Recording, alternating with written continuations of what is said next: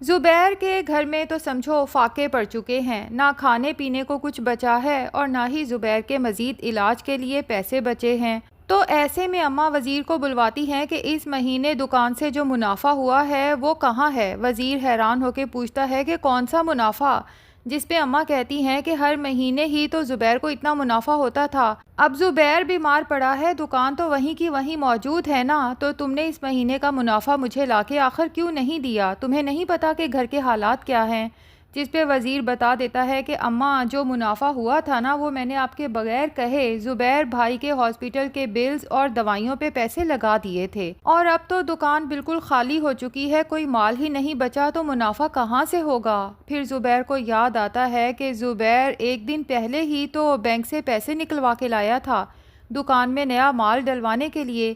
جس پہ ستارہ کی نظر تھی اور وہ چاہتی تھی کہ زبیر ان پیسوں سے اسے چوڑیاں بنوا دے۔ بالآخر ستارہ وہ پیسے بھی اپنے ساتھ لے کے بھاگ گئی، اماں کو بتا دیتا ہے کہ اماں وزیر ٹھیک کہہ رہا ہے، اس کی نیت پہ شک نہ کرو، اور اب سب گھر والوں کو سمجھ نہیں آتی کہ اگر دکان خالی ہو چکی ہے تو خالی دکان کھول کے کیا کریں گے؟ صرف دکان کا کرایہ اور بجلی کا بل ہی بنے گا، تو لگتا تو یہی ہے کہ دکان بھی اب مستقل بند ہو جائے گی، جس کے بعد یہ لوگ پائی پائی کے محتاج ہونے والے ہیں۔ تو اب جا کے زبیر کو احساس ہوگا کہ اماں مجھے تو لگتا ہے کہ یہ سب زینت کی بد دعائیں یا خاموش آہیں یا صبر ہے جو ہمیں کھا گیا ہے۔ دیکھیں کیسے ہنستا بستا گھر دنوں میں اجڑ کے رہ گیا ہے، اور میری حالت دیکھیں کہ میں اس قابل بھی نہیں کہ خود اٹھ کے پانی کا گلاس پی سکوں۔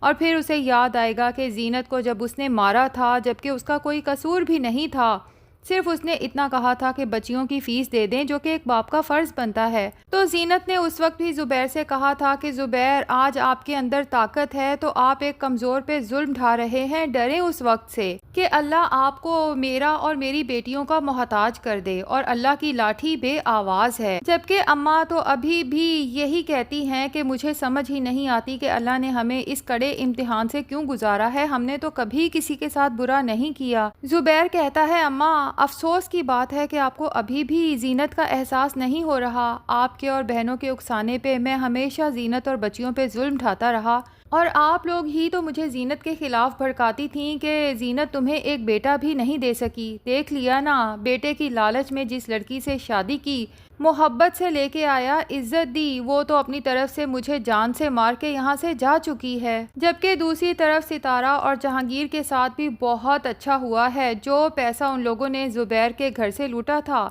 وہ سب ہوٹل کا مینیجر ان سے لوٹ لیتا ہے اور انہیں پتہ بھی نہیں چلتا۔ جہانگیر اور ستارہ تو کمرے سے نکلتے ہی نہیں، تو مینیجر کو شک ہو جاتا ہے کہ یقیناً ان کے پاس کوئی مال ہے جسے دب کے بیٹھے ہوئے ہیں، تو جاب کے بہانے سے ستارہ اور جہانگیر کو اپنے آفس میں بلواتا ہے اور پیچھے اس کے آدمی ان کے بیگز خالی کر دیتے ہیں اور اندر کچھ بھاری سا رکھ دیتے ہیں تاکہ انہیں پتہ ہی نہ چلے کہ ان کے بیگ سے سارا روپیہ اور زیور نکالا جا چکا ہے، اور پھر ان دونوں کو بھی ذلیل کر کے ہوٹل سے نکال باہر کرتے ہیں کہ ہمیں پتہ چل گیا ہے کہ تم لڑکی کو بھگا کے لے کے آئے ہو، ہمارے ہوٹل میں اس طرح کے کام نہیں چلیں گے، اگر پولیس سے بچنا چاہتے ہو تو فوراً سے پہلے اپنا سامان اٹھاؤ اور یہاں سے 9-2-11 ہو جاؤ۔ پولیس کا سن کے تو ستارہ اور جہانگیر کے پاؤں تلے سے زمین کھسک جاتی ہے کہ ایک تو یہ راز کھلے گا کہ یہ دونوں میاں بیوی نہیں تھے، اور پھر ظاہر ہے کہ پولیس جب ان کے سامان کی تلاشی لے گی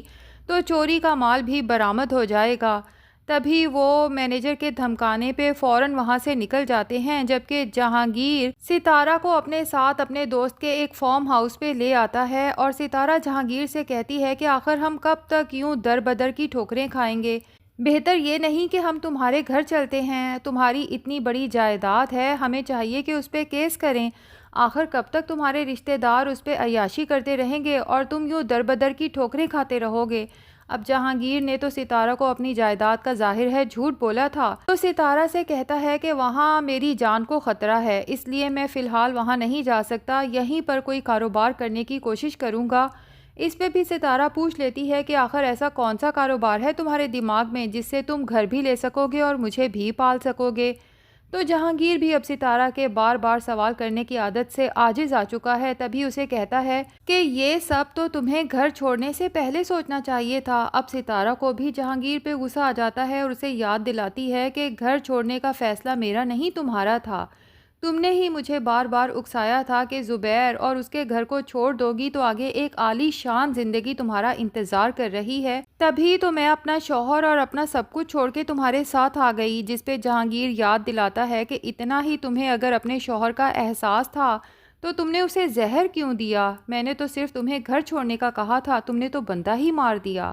تو ستارہ جو شرمندہ تو ہوتی ہے جہانگیر کے اس سوال پہ، لیکن آنکھیں چراتے ہوئے کہتی ہے کہ وہ سب بھی میں نے تمہاری محبت میں کیا تھا۔ اور اب جب ستارہ اور جہانگیر اپنے بیگز کھولیں گے اور دیکھیں گے کہ اس میں سے سارا لوٹا ہوا پیسہ اور زیور غائب ہے تو دونوں سر پکڑ کے رہ جائیں گے۔ جہانگیر نے بھی شاید اسی پیسے سے کاروبار کرنے کا سوچا تھا، لیکن اب اسے ستارہ کو ساری سچائی بتانا ہی پڑے گی کہ میرے پاس کوئی دولت جاگیر جائیداد نہیں ہے، بلکہ میرا تو پیشہ ہی یہی ہے کہ طلاق یافتہ بیوہ یا شادی کے انتظار میں بوڑھی ہو جانے والی امیر عورتوں کو پھنساتا ہوں، شادی کرتا ہوں، ان سے سب کچھ لوٹتا ہوں اور پھر بھاگ جاتا ہوں۔ اور اب جہانگیر ستارہ کو بھی اپنے ساتھ اسی پیشے میں ملانے والا ہے، کیونکہ ستارہ جوان ہے، حسین ہے اور پھر چلاک بھی ہے، تو ستارہ اب امیر بڈھوں کو بیوقوف بنا کے لوٹنے میں جہانگیر کا ساتھ دے گی۔ جبکہ یہ لوگ زبیر کی طرف سے تو ریلیکس ہو چکے ہیں کہ زبیر تو مر چکا ہوگا تو ان کے گھر سے کون پولیس اسٹیشن جائے گا، جبکہ ان کے حالات بھی اب اس قابل نہیں کہ تھانے کچہریوں کے چکر کاٹیں۔ دوسری طرف زبیر کی ماں بہنیں اسے کہتی ہیں کہ ہمیں پولیس میں رپورٹ درج کروانی چاہیے، تو عین ممکن ہے کہ پولیس ستارہ اور جہانگیر تک پہنچ جائے اور باقی کی زندگی ان کی جیل کی سلاخوں کے پیچھے گزرے۔ برے کام کا ظاہر ہے کہ ہمیشہ برا ہی انجام ہوتا ہے، جبکہ دوسری طرف زینت جس کی نیت صاف تھی تو اس کی نیت کا بہت ہی اچھا پھل اسے ملنے والا ہے، کیونکہ ڈاکٹر صاحبہ اپنی پوری فیملی کے ساتھ آؤٹ آف کنٹری شفٹ ہو رہی ہیں تو زینت سے کہتی ہیں کہ اب میں اپنا اتنا بڑا گھر خالی تو نہیں چھوڑ سکتی، نہ ہی ہم لوگ گھر کرائے پہ دیتے ہیں، اس لیے میں نے سوچا کہ میں اپنا گھر کسی اپنے کے حوالے کرتی جاؤں، اور مجھے تم پہ مکمل اعتماد ہے زینت، اس لیے میں اپنا گھر تمہارے حوالے کر کے جا رہی ہوں، جتنی جلدی ہو سکے تم اور بچیاں اس گھر میں شفٹ ہو جاؤ۔